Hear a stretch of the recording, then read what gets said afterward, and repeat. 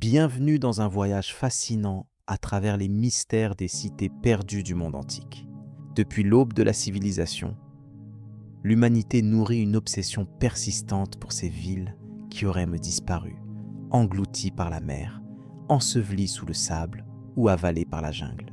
Des mythes les plus anciens jusqu'aux explorations les plus modernes, la quête des cités disparues a toujours alimenté l'imaginaire collectif et stimulé les esprits les plus curieux. Qu'est-ce qui pousse tant d'explorateurs, d'archéologues et d'aventuriers à consacrer leur vie à la recherche de lieux dont l'existence même est parfois incertaine? Peut-être la conviction que derrière chaque légende se cache un fragment de vérité, ou bien est-ce le désir de repousser les frontières du connu, d'être celui ou celle qui révélera au monde un secret millénaire, de réveiller la mémoire enfouie de civilisations oubliées. Le rêve de retrouver l'Atlantide, d'atteindre El Dorado, de percer les mystères de Zi ou de retrouver la trace du bar, l'Atlantide des sables, continue d'inspirer des générations entières. Ces cités légendaires ne sont pas seulement le théâtre de récits extraordinaires. Elles incarnent aussi l'espoir, l'ambition et l'ingéniosité humaine. À chaque tentative de découverte, c'est un dialogue silencieux avec le passé qui s'engage, une main tendue vers ceux qui, avant nous, ont construit, aimé et perdu. Derrière les histoires de villes englouties, de richesses fabuleuses et de peuples mystérieux, il y a des faits, des traces, des ruines. L'archéologie moderne, armée de satellites, de drones et de technologies de pointe, tente aujourd'hui de démêler le vrai du faux, de séparer la légende de la réalité. Pourtant, même à l'heure des cartes numériques et des analyses ADN, la magie des cités perdues demeure intacte. Dans ce récit, nous traverserons les continents et les époques. Nous marcherons sur les traces des philosophes grecs, des conquérants espagnols, des voyageurs arabes et des explorateurs contemporains. Nous tenterons de comprendre pourquoi certaines villes disparaissent, comment naissent les légendes et ce que nous apprennent les découvertes archéologiques les plus récentes. Chaque cité perdue, qu'elle soit réelle ou imaginaire, porte en elle une question fondamentale. Que reste-t-il de ce qui a disparu? Les pierres et les vestiges racontent des histoires, mais les mythes et les rêves sont parfois tout aussi puissants. Entre les deux, l'humanité cherche à s'orienter, à retrouver son chemin à travers la brume du temps. L'Atlantide, mentionnée pour la première fois par Platon, hante l'imaginaire occidental depuis plus de 2000 ans. Sa localisation, ses ruines supposées, ses symboles, tout dans ce récit semble appeler à la découverte. Pourtant, aucune expédition n'a jamais permis de retrouver avec certitude les vestiges de cette civilisation disparue.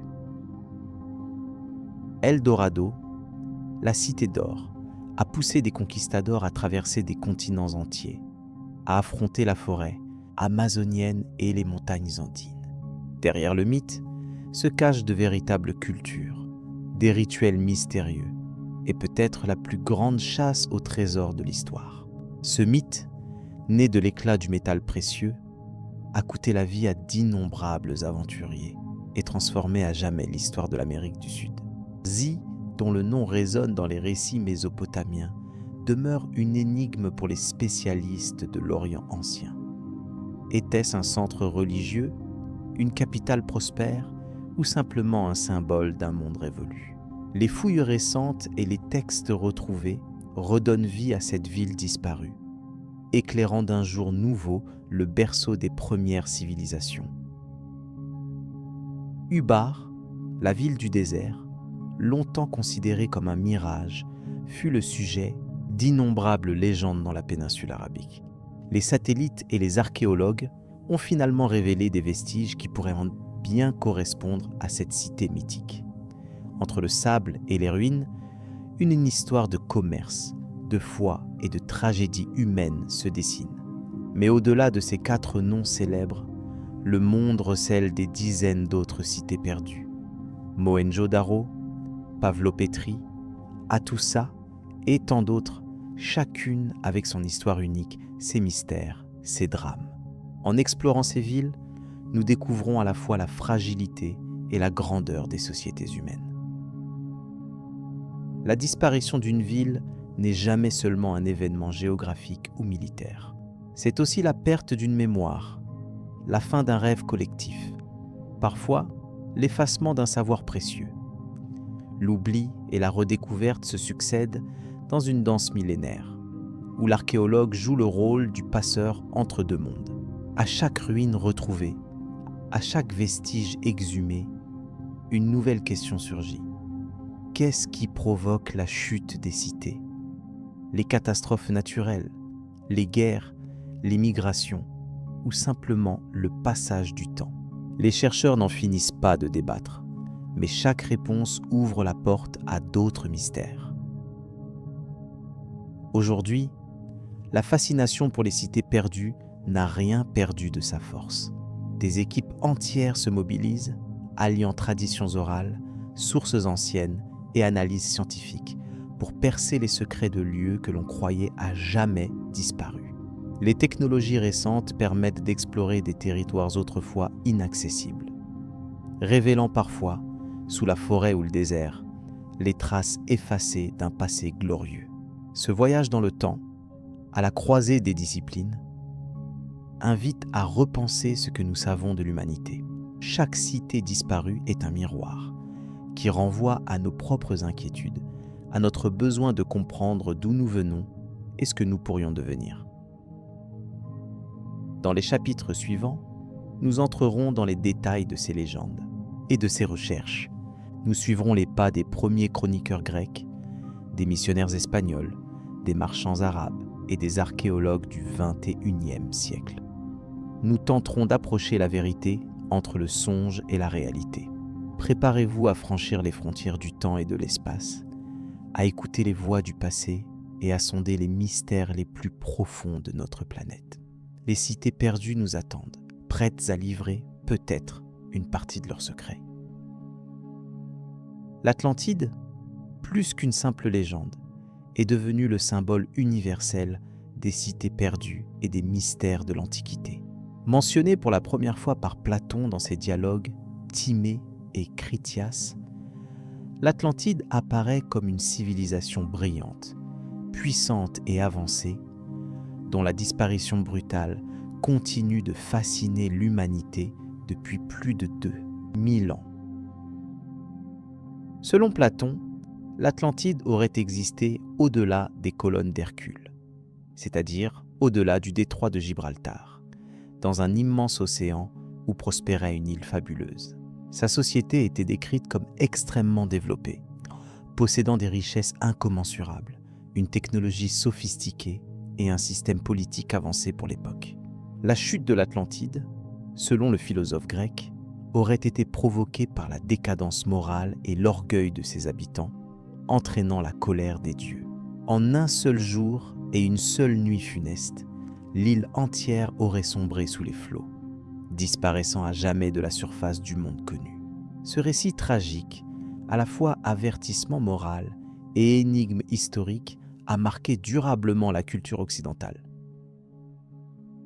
Au fil des siècles, le mythe de l'Atlantide a été interprété de multiples façons.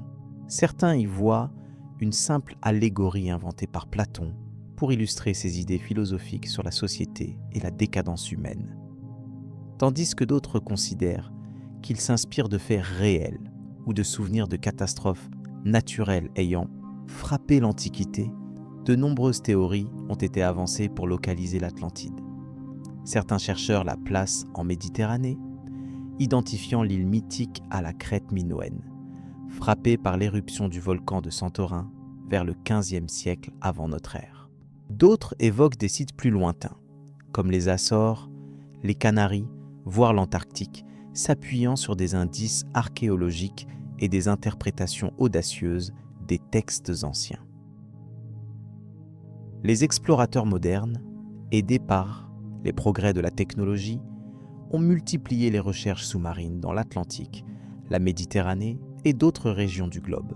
Sonars, robots plongeurs, satellites, tous les outils sont mobilisés pour tenter de repérer les traces d'une civilisation engloutie. Malgré des découvertes spectaculaires, aucune preuve irréfutable n'a jamais permis d'identifier formellement l'Atlantide. L'attrait pour l'Atlantide ne se limite pas au monde académique. Dès le XIXe siècle, le mythe inspire romanciers, artistes et ésotéristes. De Jules Verne à Edgar Cayce, d'innombrables récits font de l'Atlantide un lieu d'origine de savoirs perdus, de technologies mystérieuses, voire de contact avec des civilisations extraterrestres. Cette fascination nourrit la pop culture, le cinéma et la littérature jusqu'à nos jours. Certains chercheurs considèrent que le mythe de l'Atlantide pourrait avoir des racines dans des événements historiques réels, tels que l'éruption de Santorin ou la disparition brutale de certaines civilisations maritimes. Les études géologiques montrent que des îles et des terres entières ont pu être submergées par des tsunamis ou des séismes, laissant place à des légendes transmises de génération en génération. D'autres avancent que l'Atlantide pourrait symboliser la peur collective de la perte, de la catastrophe et le rêve d'un âge d'or révolu.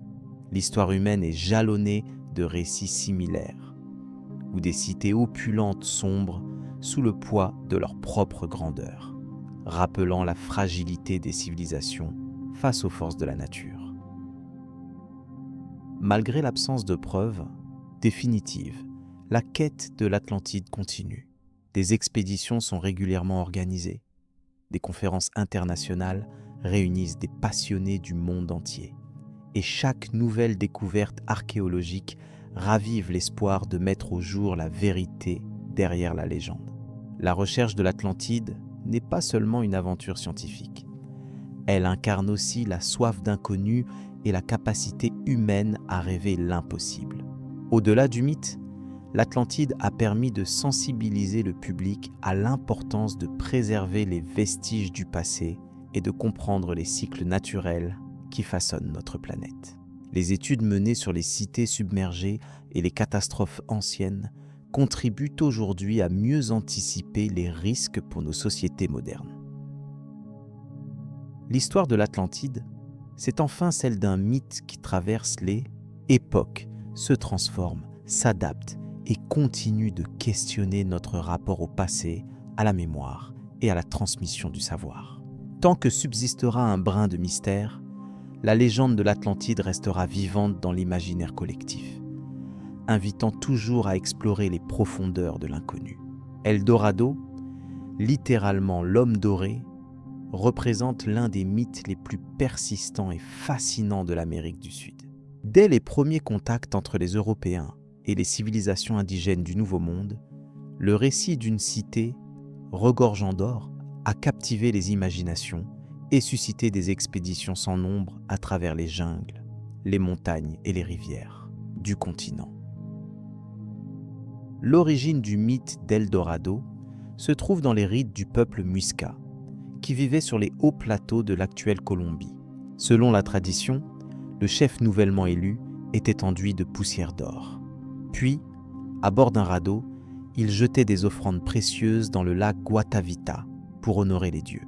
Cette cérémonie a donné naissance à la légende d'un royaume fabuleux où l'or abondait à profusion. Très vite, les conquistadors espagnols, avides de richesses, ont interprété ces récits comme la preuve de l'existence d'une véritable cité d'or, cachée quelque part dans l'intérieur du continent. Les premières expéditions furent organisées dès le XVIe siècle, menées par des figures telles que Gonzalo Jiménez de Quesada, Francisco de Orellana ou encore Sir Walter Raleigh, chacun convaincu d'approcher le trésor ultime. Les Secretos, recherches d'Eldorado, se sont rapidement étendues au-delà de la Colombie, pour inclure l'Amazonie, les Andes et même les régions du Venezuela et du Brésil. Les explorateurs traversaient des terrains hostiles, affrontaient la faim, les maladies et les dangers de la forêt vierge, tout cela au nom du rêve doré. Beaucoup n'en sont jamais revenus, laissant derrière eux des histoires de batailles, de trahisons et de mystères non résolus. Au fil des siècles, la quête d'Eldorado est devenue une véritable obsession, alimentant la littérature, la cartographie et l'imaginaire européen. Chaque nouvelle expédition, chaque carte prétendant localiser la cité perdue, relançait la course à l'or et aux gloires promises. Certains chroniqueurs espagnols ont même affirmé avoir vu des temples recouverts d'or, des rues pavées de métaux précieux et des souverains portant des parures inestimables. La réalité, cependant, était bien différente. Si l'or existait effectivement dans certaines cultures sud-américaines, il servait surtout à des usages religieux, artistiques ou politiques, et n'était pas stocké en quantité démesurée dans une unique cité. Les sociétés précolombiennes, comme les Muiscas, les Incas ou les Chibchas, avaient un peu développé des techniques raffinées de métallurgie. Mais leur richesse réelle résidait dans l'organisation sociale, l'agriculture et la maîtrise de leur environnement. Au fur et à mesure que les expéditions échouaient à découvrir El Dorado, la légende s'est adaptée. Pour certains, la cité n'était plus un lieu physique, mais un symbole de l'inaccessible, du désir humain toujours insatisfait. D'autres ont continué à croire en l'existence d'une ville cachée, enfouie sous la végétation ou engloutie par les eaux, attendant encore d'être révélée au monde. Des fouilles archéologiques récentes ont mis au jour des vestiges impressionnants de sociétés anciennes dans la région amazonienne, y compris des cités inconnues, des réseaux de routes, des systèmes de gestion de l'eau et des pyramides de terre. Ces découvertes suggèrent que l'Amazonie, longtemps considérée comme impénétrable et peu habitée, a été le foyer de civilisations avancées et complexes. Pourtant, aucune d'entre elles ne correspond exactement à la description flamboyante d'El Dorado, telle qu'elle figure dans les chroniques européennes. Le mythe persiste, nourri par chaque nouvelle découverte, chaque rumeur d'une ville oubliée, chaque objet d'or retrouvé dans une tombe ancienne. Il demeure un horizon lointain, à la fois mirage et moteur de la curiosité scientifique. El Dorado, dans l'imaginaire collectif, symbolise la quête de l'absolu, l'avidité et le rêve, mais aussi le prix terrible de l'obsession. Les forêts sud-américaines gardent encore bien des secrets, et la fascination pour une cité d'or incite toujours chercheurs et aventuriers à s'aventurer dans l'inconnu. Aujourd'hui, l'expression « chercher El Dorado » est entrée dans la langue courante pour désigner toute quête impossible, tout idéal insaisissable. Mais derrière la légende, ce sont les véritables peuples et cultures de l'Amérique du Sud qui retrouvent progressivement leur place dans l'histoire, grâce aux recherches modernes et à la reconnaissance de leur héritage. Au bout du conte, la légende d'El Dorado nous rappelle que le véritable trésor n'est peut-être pas l'or, mais la connaissance, la découverte et la mémoire retrouvée de civilisations disparues. Zi, parfois appelée la cité cachée de Mésopotamie, occupe une place à part dans les récits anciens et les spéculations des archéologues. La Mésopotamie, berceau des premières civilisations humaines, regorge d'histoires de villes disparues, de royaumes engloutis par les flots, des fleuves ou effacés par les sables du temps. Pourtant, la légende de Zi fascine particulièrement par son mystère et la rareté de ses références dans les textes anciens. Contrairement à l'Atlantide ou à El Dorado, Zi ne fut jamais décrite en détail dans la littérature classique. Son nom apparaît par bribes dans des tablettes cunéiformes, souvent associées à des récits mythologiques, des rituels religieux ou des itinéraires commerciaux oubliés. Les érudits s'interrogent, Zi était-elle une cité réelle, un symbole ou un simple écho poétique d'un passé effacé? Les premières mentions de Zi remontent à l'époque sumérienne, au 3e millénaire avant notre ère. Certains chercheurs avancent que Zi aurait pu être un centre spirituel, un sanctuaire dédié aux dieux de la fertilité ou de la sagesse. D'autres pensent qu'il s'agissait d'une ville prospère, disparue lors d'une inondation ou d'une catastrophe naturelle ayant frappé la région de la basse Mésopotamie. La quête de Zi a pris une nouvelle ampleur au XXe siècle, lorsque des archéologues européens et irakiens ont redécouvert d'antiques cités, telles qu'Uruk, Eridu et Lagash. Au milieu des vestiges, des indices intrigants sont apparus. Inscriptions mentionnant un lieu mystérieux, route commerciale convergeant vers un point absent des cartes modernes, objets d'art au style inconnu. Les expéditions menées dans le delta du Tigre et de l'Euphrate ont permis de mettre au jour des artefacts énigmatiques, sceaux cylindriques, statues votives et fragments de textes évoquant des cérémonies ou des échanges avec une cité du nom de Zi. Certains indices suggèrent même que Zi aurait pu servir de carrefour entre différentes cultures de la région, unissant les Sumériens, les Akkadiens et peut-être d'autres peuples encore méconnus. Le climat de la Mésopotamie a radicalement transformé le paysage au fil des millénaires. Des cités autrefois florissantes ont été abandonnées à cause de la montée des eaux, de l'ensablement ou des guerres successives. Zi aurait-elle été engloutie ou ses ruines attendent-elles encore d'être redécouvertes sous la terre aride de l'Irak moderne? L'intérêt pour Zi ne faiblit pas. Les fouilles récentes, appuyées par l'imagerie satellite et la technologie LIDAR, permettent d'identifier d'anciennes infrastructures hydrauliques, des fondations de temples et des réseaux de canaux qui pourraient correspondre à une cité de grande importance. Mais jusqu'à présent, aucune preuve irréfutable n'a permis de localiser précisément Zi sur la carte. Pour beaucoup, Zi est devenu un symbole de la quête archéologique, une énigme à résoudre, un rêve de découverte absolue. Chaque fragment retrouvé, chaque texte déchiffré relance le débat et nourrit l'espoir de lever le voile sur une page méconnue de l'histoire de l'humanité. En marge des recherches officielles, des légendes locales circulent encore parmi les populations riveraines du Tigre et de l'Euphrate. Certains habitants racontent l'existence de cités fantômes, dont on voit parfois les ruines lors des crues, ou de lieux sacrés interdits aux visiteurs, gardés par des traditions millénaires.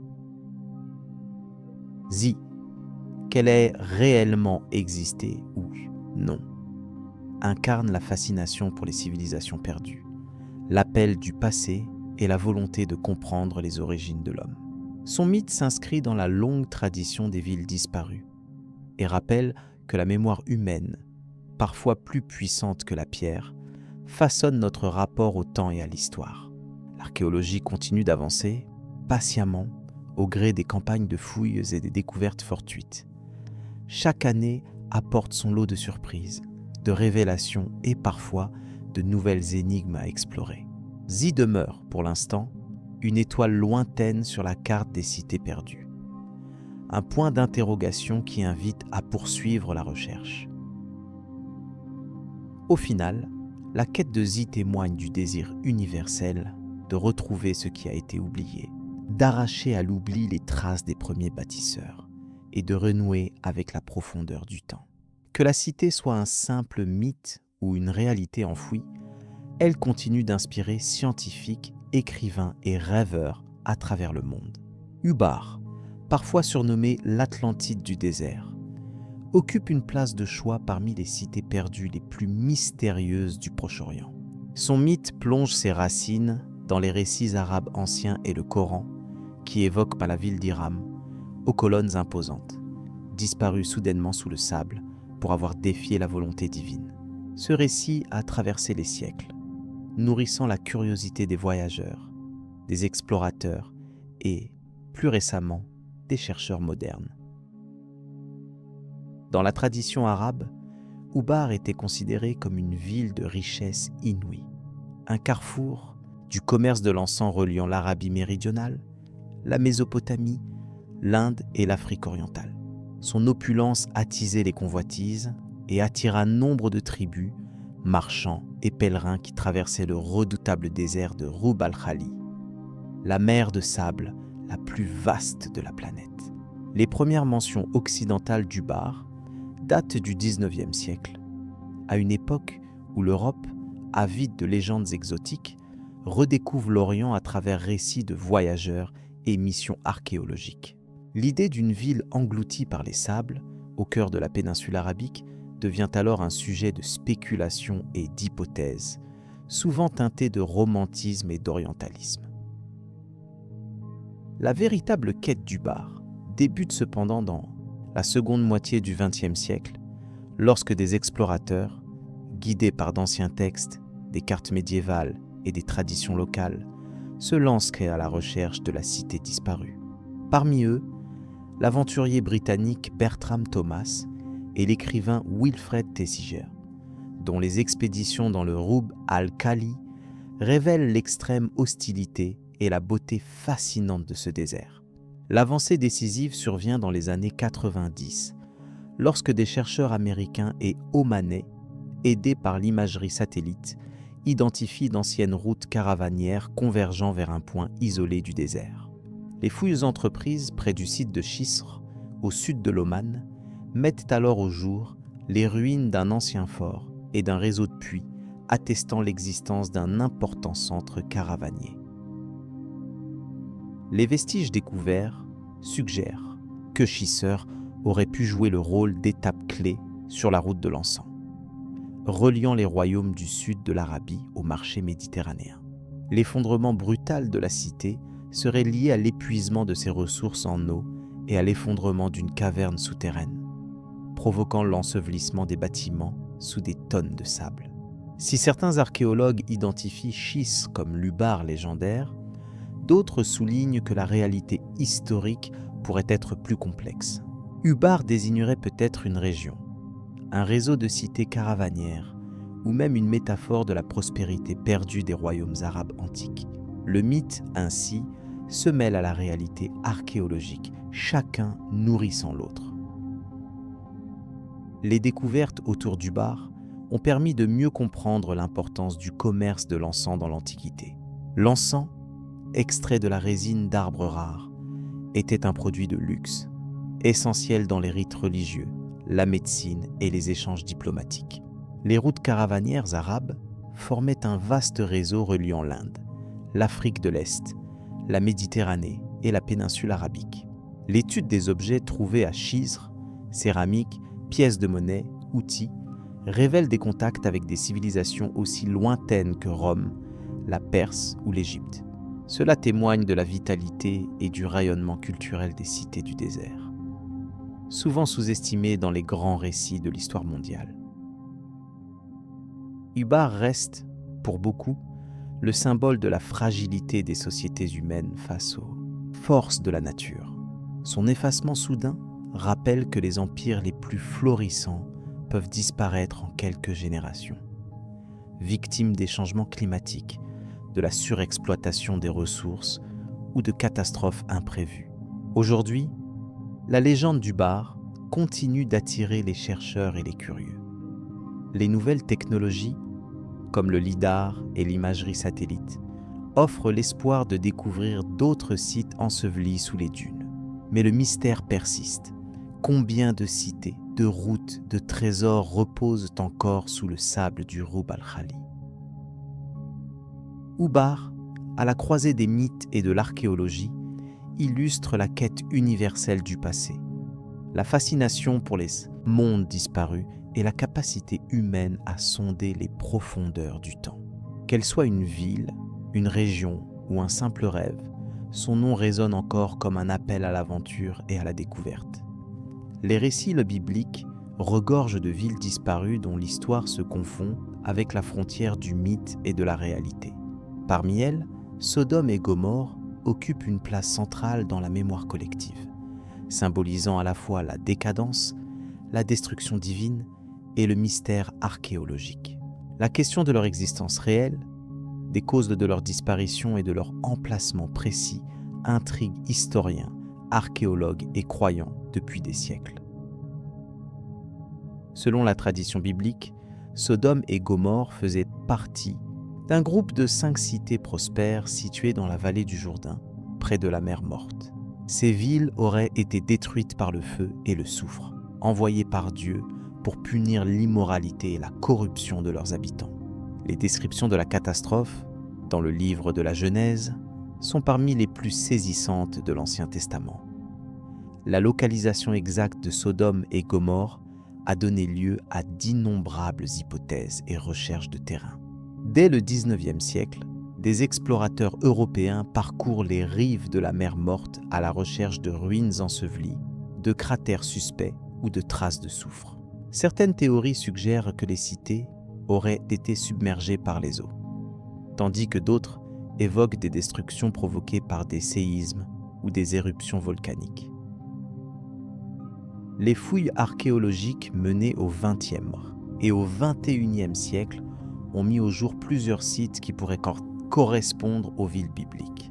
Bab Edra et Nouméra, situés au sud-est de la mer Morte, présentent des niveaux de destruction massive datés de l'âge du bronze. Des couches de cendres, des murs effondrés et des traces de chaleur intense laissent que penser à une fin brutale et violente. Certains chercheurs avancent l'hypothèse d'une explosion naturelle, causée par la libération de gaz enfouis sous la croûte terrestre ou par la chute d'une météorite. Les analyses géologiques montrent que la région de la mer Morte est particulièrement instable, traversée de failles sismiques et sujette à des phénomènes de subsidence et d'évaporation massive. Au-delà des faits matériels, le mythe de Sodome et Gomorrhe a profondément marqué l'imaginaire occidental. Les deux cités sont devenues le symbole de la transgression, du châtiment divin et de la nécessité de respecter certaines lois morales. Le récit a été repris, adapté et commenté à travers les siècles, influençant la littérature, l'art et la réflexion religieuse.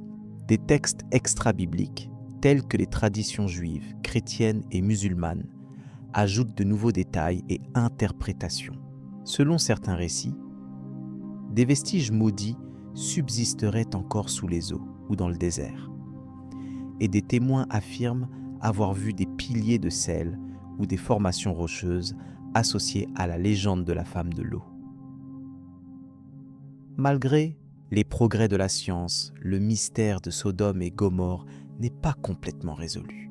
Si certains éléments matériels corroborent l'existence de catastrophes anciennes, la part de légende, de symbolisme et d'exagération demeure difficile à évaluer. Chaque nouvelle découverte relance le débat sur la frontière entre histoire et mythe. La recherche de ces cités perdues révèle aussi les limites de l'archéologie face aux textes anciens. Les traditions orales, les manuscrits et les interprétations successives complexifient la tâche des chercheurs, qui doivent démêler la réalité des couches accumulées de croyances, de métaphores et de reconstructions postérieures. Qu'elles aient existé ou non, Sodome et Gomorrhe illustrent la puissance des récits fondateurs et leur capacité à traverser le temps. Leur disparition, qu'elle soit le fruit de la nature ou de la volonté divine, invite à réfléchir sur la fragilité des sociétés humaines et sur les leçons à tirer du passé.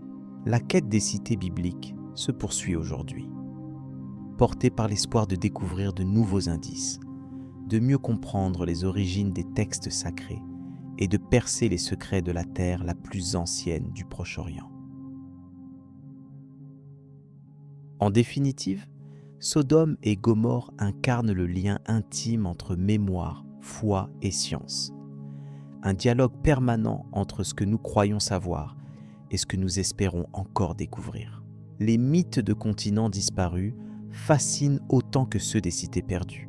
Parmi ces légendes, Lémurie et Mu occupent une place particulière, symbolisant l'idée d'anciennes terres englouties, berceau de civilisations oubliées et de mystères irrésolus.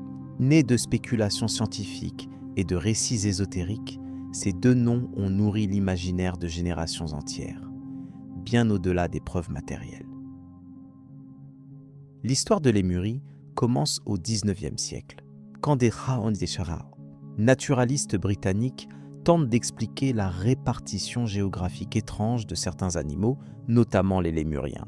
Pour justifier la présence de ces primates à la fois à Madagascar, en Inde et en Asie du Sud-Est, les savants émettent que l'hypothèse d'un vaste continent aujourd'hui disparu qui aurait relié ces terres. Cette supposition scientifique, rapidement abandonnée, va pourtant s'imposer comme un mythe puissant. Parallèlement, Mu apparaît dans les ouvrages de l'explorateur Augustus Le Plongeon, qui affirme, à la fin du XIXe siècle, avoir découvert des traces d'une ancienne civilisation avancée en Amérique centrale. Selon lui, Mu aurait été un vaste continent situé dans l'océan Pacifique, berceau d'une humanité raffinée et technologiquement supérieure, détruit par une catastrophe cataclysmique. Ces deux légendes vont être reprises, développées et transformées par les mouvements ésotériques du début du XXe siècle. Les théosophes, puis de nombreux auteurs, attribuent à Lémurie et à Mu des rôles clés dans l'histoire spirituelle de l'humanité, décrivant des peuples dotés de pouvoirs extraordinaires, des connaissances secrètes et des cités resplendissantes. Aucune preuve archéologique, géologique ou paléontologique sérieuse n'est jamais venue confirmer l'existence de ces continents. Les fonds océaniques, explorés par les technologies modernes, ne présentent aucune trace d'un continent englouti dans les zones concernées. Les scientifiques expliquent la répartition animale par la dérive des continents et les anciens ponts terrestres, rendant obsolètes les hypothèses du XIXe siècle.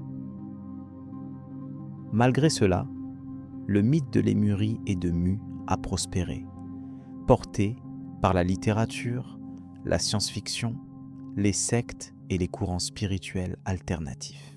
On leur prête l'invention de la pyramide, l'origine des langues et même l'inspiration de civilisations réelles telles que l'Égypte ou les Mayas. Leurs histoires, bien que fictives, servent souvent de miroir aux espoirs, aux peurs et aux rêves d'un monde perdu. Certains charlatans ou amateurs ont même tenté de présenter des preuves sous forme de faux manuscrits, de cartes inventées ou de ruines mal interprétées. Ces fraudes, régulièrement dénoncées par les scientifiques, témoignent de la puissance de fascination qu'exercent les continents disparus sur l'esprit humain. L'engouement pour Lémurie et Mu s'explique aussi par la nostalgie d'un âge d'or, d'une humanité harmonieuse et avancée, détruite par l'orgueil ou la catastrophe. Ce thème universel, qu'on retrouve dans d'autres légendes, résonne avec les inquiétudes modernes face aux bouleversements écologiques et sociaux. Aujourd'hui, Lémurie et Mu font partie du patrimoine des grandes énigmes du monde, à la frontière de la science, du rêve et de la supercherie. Ils rappellent combien il est facile de confondre hypothèses et croyances, et combien la soif d'inconnu demeure forte, même à l'ère de l'information. Leur histoire nous invite à la prudence, à la rigueur scientifique, mais aussi à l'émerveillement devant la capacité de l'homme à inventer, à transmettre et à interroger sans cesse ses origines. Les continents perdus resteront longtemps des territoires privilégiés de l'imaginaire, défiant les certitudes et alimentant la quête du merveilleux. Parmi les cités perdues les plus recherchées d'Amérique latine, Paititi et la Ciudad Blanca du Honduras occupent une place de choix. Ces légendes alimentent depuis des siècles la fascination des explorateurs, archéologues et aventuriers à la recherche de villes fabuleuses cachées au cœur de la jungle ou sur les plateaux andins. Derrière ces mythes se cachent de véritables énigmes historiques et des découvertes récentes qui ont bouleversé notre vision du passé précolombien. Paititi, parfois surnommé l'Eldorado des Andes, est évoqué pour la première fois dans les récits des conquistadors espagnols au XVIe siècle. Selon leurs témoignages, il existerait à l'est de Cusco une cité remplie d'or, cachée dans la forêt amazonienne. Ce lieu légendaire aurait servi de refuge aux derniers Incas, fuyant l'avancée espagnole, et conserverait des trésors et des savoirs oubliés. Au fil des siècles, de nombreuses expéditions ont tenté de percer le mystère de Paititi. Certaines ont disparu dans la jungle, d'autres sont revenues bredouilles, mais toutes ont contribué à entretenir la légende d'une civilisation insaisissable. Des indices archéologiques, tels que des ruines, des pétroglyphes et des routes anciennes, ont été découverts dans la région, renforçant l'idée que des cités inconnues restent encore à révéler. Dans le Honduras, la Ciudad Blanca ou la ville blanche fascine les habitants et les chercheurs depuis des générations. Selon les traditions locales, il s'agirait d'une métropole majestueuse, bâtie en pierre claire et recouverte par la végétation dense de la Mosquitia. Ce mythe, transmis par les peuples indigènes, évoque une ville opulente, centre de pouvoir et de rituels mystérieux. Au début du XXIe siècle, des expéditions scientifiques utilisant la technologie LIDAR ont permis de détecter sous la canopée de la jungle hondurienne les traces de structures inconnues, pyramides, places, réseaux de routes. Ces découvertes spectaculaires suggèrent l'existence d'une organisation urbaine complexe, longtemps ignorée par les historiens et les archéologues. La découverte de ces vestiges remet en cause l'idée, longtemps répandue, que l'Amazonie et l'Amérique centrale étaient des territoires sauvages et peu peuplés avant l'arrivée des Européens. Au contraire, il apparaît que ces régions abritaient des sociétés sophistiquées, capables de grands travaux d'aménagement et de gestion de l'environnement. Les recherches sur Paititi et la Ciudad Blanca montrent aussi la difficulté de distinguer la réalité archéologique du mythe. Les témoignages anciens sont souvent imprécis, amplifiés ou transformés par la tradition orale et l'imagination des explorateurs. Pourtant, chaque nouvelle expédition révèle des éléments tangibles, objets, structures, dessins qui rapprochent les légendes de la réalité.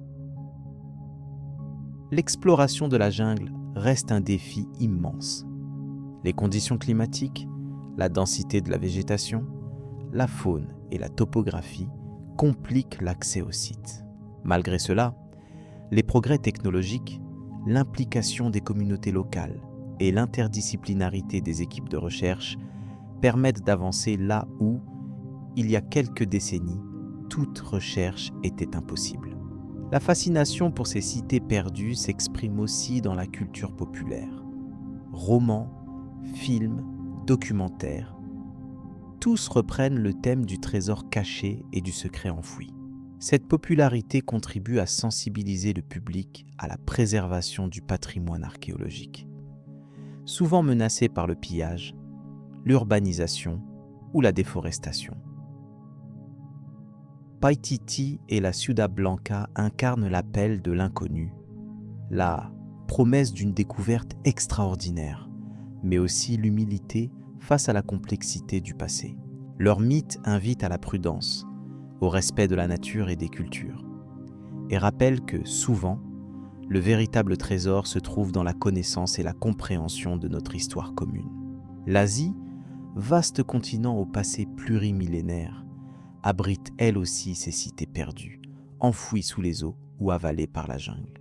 Certaines d'entre elles, comme Dwarka en Inde ou Yonaguni au large du Japon, suscitent de vifs débats entre archéologues, géologues et passionnés d'histoire.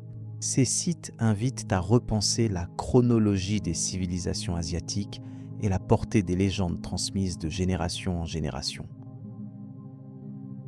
Dwarka, mentionné dans les textes sacrés hindous tels que le Mahabharata, aurait été la résidence du dieu Krishna.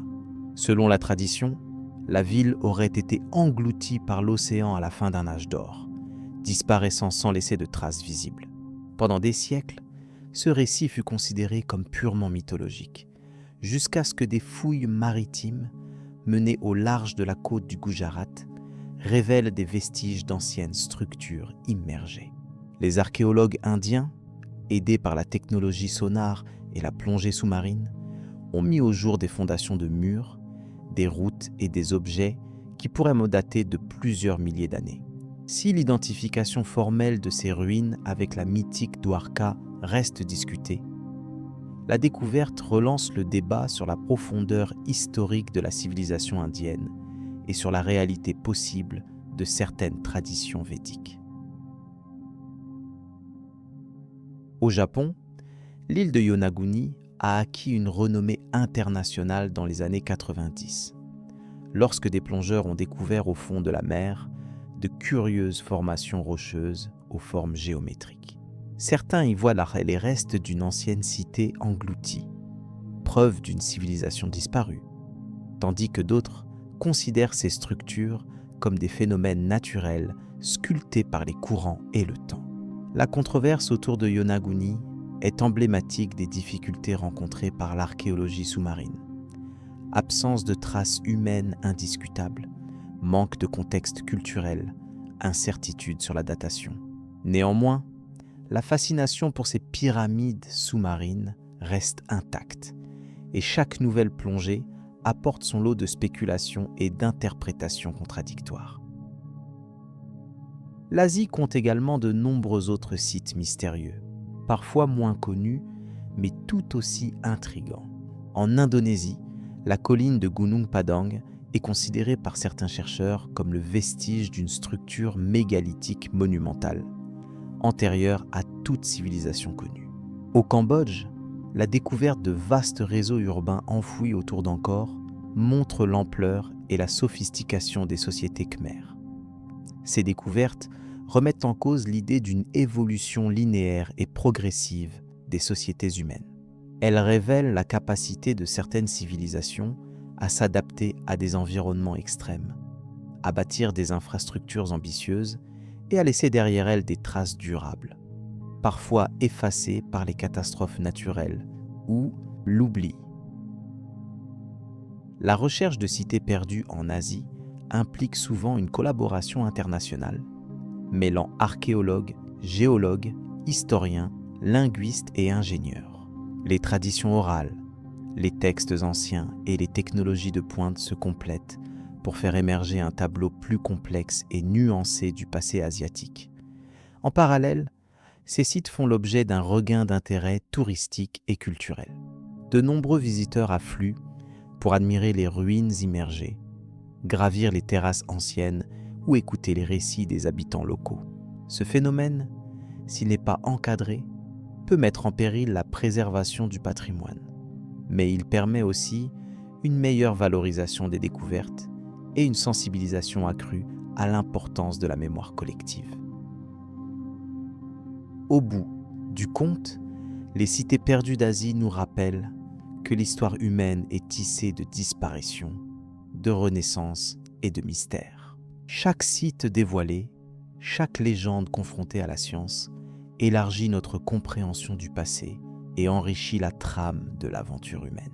La quête des cités perdues ne se résume pas à une simple recherche archéologique ou géographique.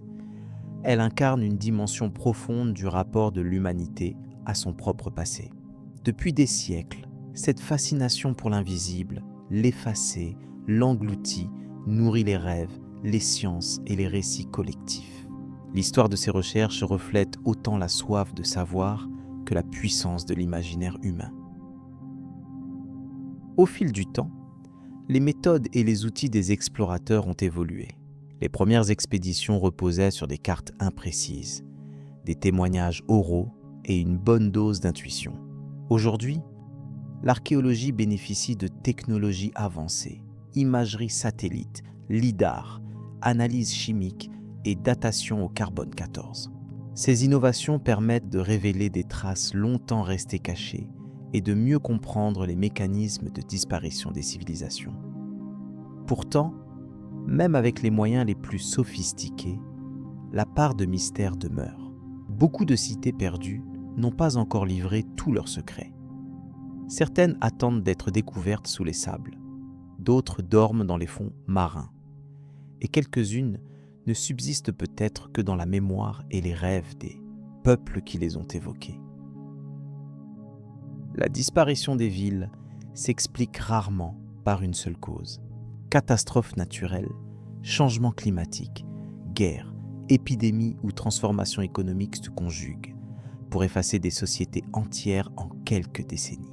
Mais les ruines, les objets et les textes retrouvés montrent aussi l'incroyable résilience et la capacité d'innovation des civilisations humaines. Le travail des archéologues, des historiens et des scientifiques est souvent un patient exercice de reconstitution. Il s'agit de déchiffrer des indices, de confronter les sources, d'interpréter des traces parfois infimes, tout en gardant une part de doute face à la tentation de projeter nos propres attentes sur le passé. À travers le monde, les découvertes de cités oubliées relancent régulièrement le débat sur l'histoire universelle. Elles invitent à repenser les schémas classiques, à intégrer de nouvelles données et à reconnaître la diversité des trajectoires humaines. L'étude des villes disparues nourrit ainsi une réflexion plus large sur la mémoire, l'oubli et la transmission du savoir. Le grand public joue également un rôle essentiel dans cette aventure. Livres, films, expositions, documentaires. La culture populaire s'empare de ces mystères et les fait vivre au présent, alimentant la curiosité, l'émerveillement et parfois le fantasme. Cette médiatisation, si elle essaie bien encadrée, contribue à préserver les sites archéologiques et à promouvoir un dialogue entre science et société. Mais la quête des cités perdues est aussi un miroir tendu à notre propre époque. Elle interroge notre rapport à la fragilité du monde, à la vulnérabilité des sociétés face aux bouleversements naturels ou humains. Elle rappelle que rien n'est acquis, que la prospérité et la grandeur peuvent s'effondrer, et que l'essentiel, peut-être, réside dans la capacité à apprendre des erreurs du passé. Enfin, cette quête traduit l'irrépressible besoin de l'homme d'explorer, de questionner, de relier les fragments du passé pour donner sens au présent. Les cités perdues sont à la fois des énigmes à résoudre et des symboles de l'aventure humaine, unissant la rigueur de la recherche et la magie du rêve. Tant qu'il subsistera des terres inexplorées, des ruines ensevelies, des quais serres, légendes transmises à voix basse, la recherche des cités disparues se poursuivra. Chaque découverte, chaque hypothèse, chaque récit relance la fascination et prolonge la mémoire de ce qui fut, de ce qui aurait pu être. Les cités perdues, au-delà des pierres et des mythes, rappellent à chacun la beauté fragile de l'histoire humaine. Elles invitent à la prudence, à l'humilité et à l'espérance, car le passé, même oublié, continue de vivre à travers ceux qui le cherchent et le racontent.